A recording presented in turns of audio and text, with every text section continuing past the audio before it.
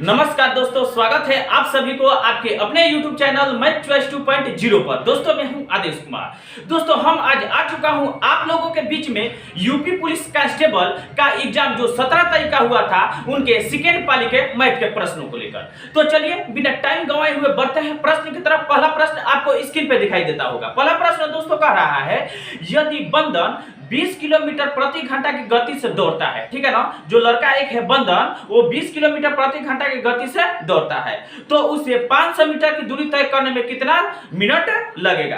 दोस्तों समय यानी पूछा है, समय मिनट में पूछा है, ठीक है दोस्तों। तो हम जानते हैं दोस्तों समय बराबर होता है दूरी बट्टा चाल। समय बराबर क्या होता है? दूरी बट्टा चाल। तो दूरी कितना है? 500 मीटर की दूरी, यानी दूरी कितनी है? 500 मीटर की दूरी है। अब बट्टा चाल, चाल कितना है? 20 किलोमीटर प्रति घंटा, यानी चाल है 20 किलोमीटर प्रति घंटा। तो दोस्तों हम देख लेंगे कि इसका दूरी दिया है मीटर में, लेकिन चाल क्या दिया है? किलोमीटर प्रति घंटा में, तो भाग नहीं लगेगा। तो चाल को हम क्या करेंगे? मीटर प्रति सेकंड में बदल देंगे। तो मीटर प्रति सेकंड में बदलने के लिए चाल को 5/18 से क्या किया जाता है? गुना किया जाता है। तो अब क्या हो जाएगा? मीटर प्रति सेकंड में बदल जाएगा चाल, ठीक है ना। तो दोस्तों मीटर से मीटर कट गया, ठीक है ना। अब इसको काटेंगे, 5 × 5 अब 5 10 50 1 0, ठीक है ना, 100 हो गया। अब क्या करेंगे? इसको काटेंगे, 20 × 20 20 5 100, ठीक है ना, कट गया। तो अब क्या ये 18 जाकर ऊपर गुना हो जाएगा, तो 18 5 90 सेकेंड, यानी 90 सेकेंड लगेगा। तो दोस्तों हम 90 सेकेंड को कह सकते हैं 1.5 मिनट, यानी 1.5, ठीक है ना। 90 सेकेंड को हम क्या बोल सकते हैं? 1.5 मिनट, यानी 1.5 मिनट लगेगा, यानी ऑप्शन बी इस प्रश्न का सही उत्तर होगा। तो अब चलिए दूसरा प्रश्न को देखते हैं। अब चलिए दूसरे प्रश्न को देखते हैं। दूसरा प्रश्न दोस्तों कह रहा है कि एक राशि को 3 वर्षों के लिए एक निश्चित दर पर साधारण ब्याज पर रखा गया था, ठीक है ना दोस्तों। इसे 2% अधिक दर पर रखा गया होता तो 420 रुपये अधिक प्राप्त हुए होते। राशि ज्ञात कीजिए। तो दोस्तों देखेंगे 2% अधिक दर पर रखा गया होता, तो देखेंगे 3 वर्ष में कितना अधिक हो रहा है? तो 3 दूना 6% अधिक हो रहा है। तो 3 वर्ष में कितना हो रहा है? 3 दूना 6% अधिक हो रहा है, जबकि रुपया में 420 रुपया अधिक हो रहा है। ये दोनों अधिक का डाटा हुआ, इसलिए इसको कर दिए आपस में बराबर। हमसे लास्ट में पूछ रहा है कि राशि ज्ञात कीजिए। तो राशि जो भी होगा वो अपने आप में कितना प्रतिशत होगा? तो 100% होगा। तो 100% का मान निकालेंगे, तो प्रतिशत से प्रतिशत कट गया, ठीक है ना दोस्तों। अब क्या करेंगे? 420 अब बट्टा बराबर के इधर बट्टा बराबर के इधर 6 है, इधर जाएगा बराबर को उधर, तो बट्टा में 6 हो जाएगा। गुणे ये 100 इधर जाएगा तो बराबर को उधर जाएगा तो गुना में हो जाएगा, ठीक है ना दोस्तों। तो इसको काट लेंगे, 6 1 में 6 6 7 42 1 0, यानी 70 हो जाएगा, ठीक है ना। तो 100 में अब 70 से गुना करेंगे तो कितना हो जाएगा? 7000। तो दोस्तों वह राशि कितना है?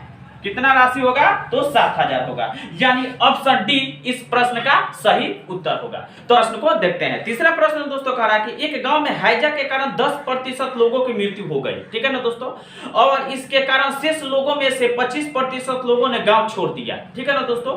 तो फिर कह रहा है, फिर जनसंख्या घटकर 2025 रह गई। गांव में मूलतः रहने वाले लोगों की कुल संख्या ज्ञात कीजिए, ठीक है ना। तो एक गांव में हैजा के 10% लोगों की मृत्यु हो गई, तो गांव की संख्या हम x मान लेते हैं, ठीक है ना दोस्तों, x। इसमें का क्या होता है दोस्तों? 10% लोगों की मृत्यु हो गई, तो बचे कितने लोग होंगे? तो 90% लोग बचे होंगे। फिर कह रहा है दोस्तों इतना का, फिर 25% लोगों ने गांव छोड़ दिया, तो बचा कितना? तो 75% लोग बचा होगा, ठीक है ना दोस्तों। यही सब बचकर कुल फिर जनसंख्या घटकर 2025 रह गई, तो बराबर में 2025 लिखेंगे, ठीक है ना दोस्तों। तो अब क्या करेंगे? इसको 1 से गुणे 90, अब प्रतिशत का मतलब दोस्तों होता है बट्टा में 100। प्रतिशत का मतलब क्या होता है? बट्टा में 100, ठीक है ना दोस्तों। फिर गुणे 75, अब प्रतिशत का मतलब बट्टा में 100 होता है, तो बट्टा में 100 लिख देते हैं, बराबर 2025, ठीक है ना। तो इसको काट लेंगे, 25 तिहाई 75 25 चौके 100, 1 0 से 1 0 ये कट गया, ठीक है ना। तो गुना करेंगे 29 27, यानी 27 x हो जाएगा। अब बट्टा 10 चौके 40 बराबर 2025। अब क्या करेंगे? तिरछा तिरछे क्या करेंगे? गुना कर देंगे, इसके नीचे कुछ नहीं तो 1, ठीक है ना। तो जब गुना होगा तो 27 में 1 से गुणा करेंगे तो क्या हो जाएगा 27x होगा। फिर बराबर 2025 में 40 से गुणा कर देते हैं तो 2025 गुणे 40, ठीक है ना दोस्तों। अब यही क्या हो जाएगा 27 बराबर के इधर उधर जाएगा तो बट्टा में हो जाएगा दोस्तों 27 हो जाएगा, ठीक है ना दोस्तों। तो यहाँ से हम मिटा देते हैं, यानी 27 इधर जाएगा तो बराबर के उधर बट्टा में हो जाएगा। तो अब काट लेंगे, x का मान आ जाएगा, ठीक है ना दोस्तों। तो अब काटेंगे तो 2025 में 27 से भाग लगाएंगे तो कितना मर्त में कटेगा 27 में 27 27 75 कितना होता है 2025, ठीक है ना। अब क्या करेंगे गुणा कर लेंगे, ठीक है ना दोस्तों। तो अब गुणा करेंगे 75 में 40 से तो 40 5 200 200 के 0 हासिल 20 और फिर 40 7 280 और 20 300, ठीक है ना दोस्तों। तो 300 तो उस गांव में मूलतः रहने वाले लोगों की संख्या कितनी है तो 3000 है, ठीक है ना दोस्तों। तो यानी ऑप्शन ए इस प्रश्न का सही उत्तर होगा। तो अब चौथा प्रश्न को देखते हैं। चौथा प्रश्न दोस्तों कह रहा है कि यदि 851 रुपया को 1/2 अनुपात 2/3 अनुपात 3/4 का अनुपात में 3 भागों में विभाजित किया जाए तो पहला भाग क्या होगा। दोस्तों कितना का रुपया का बांटना है 851 रुपया को बांटना है। तो हम लिखते हैं पहला भाग अनुपात दूसरा भाग अनुपात तीसरा भाग, ठीक है ना। 3 भागों में बांटना है यानी विभाजित करना है। तो पहला भाग का क्या है 1/2, फिर अनुपात, दूसरा भाग का क्या है 2/3, फिर तीसरा भाग का क्या है दोस्तों 3/4, ठीक है ना दोस्तों। इनके बीच में क्या बांटना है 851 रुपया को बांटना है। तो ये बांटा में दिया अनुपातिक मान, तो इसको पहले क्या करेंगे आसान बना लेंगे। तो इसको निकालेंगे एलसीएम, 2 3 4 का एलसीएम कितना होगा 12 होगा। तो 2 6 का 12 तो 6 1 में 6 फिर अनुपात, 3 4 का 12 तो 4 गुना 8 फिर अनुपात, 4 3 12 तो 3 3 के 9, यानी हो गया 6 अनुपात 8 अनुपात 9 हो गया, यानी आसान हो गया। यानी 851 रुपया को इसी के अनुपात में बांटना है, 6 अनुपात 8 अनुपात 9 के अनुपात में बांटना है, यानी रुपया में बांटना है। मान लीजिए रुपये में बांटना है तो पूछ रहा है कि पहला भाग का कितना रुपया मिलेगा। तो देख लेंगे तीनों का रुपया कितना हो रहा है। तो 6 8 14 14 को 9 को 23 को अनुपात में 23 रुपया हो रहा है, जबकि 851 रुपया में बांटना है, 851 रुपया में बांटना है। ये दोनों रुपया का डाटा हुआ इसलिए इसको कर दिए आपस में बराबर। अब निकालेंगे अनुपात 1 का मान कितना होगा। तो 851 में 23 से भाग लगाएंगे तो 23 1 में 23 और 23 37 कितना होता है 851, यानी अनुपात 1 का मान होगा 37, ठीक है ना दोस्तों। तो हमसे पूछ रहा है कि तो पहला भाग क्या होगा। तो अनुपात 1 का मान 37 आया है, यानी अनुपात 1 का मान कितना आया है 37 आया है। हमें 6 का ज्ञात करना है, अनुपात का मान 6 का ज्ञात करना, तो 6 से क्या करेंगे गुणा कर देंगे। पहला भाग का ज्ञात करना है तो गुणा करेंगे तो 6 7 42 42 का 2 हासिल 4 और 6 3 18 और 4 22, यानी 222 रुपया होगा पहला का भाग, ठीक है ना दोस्तों।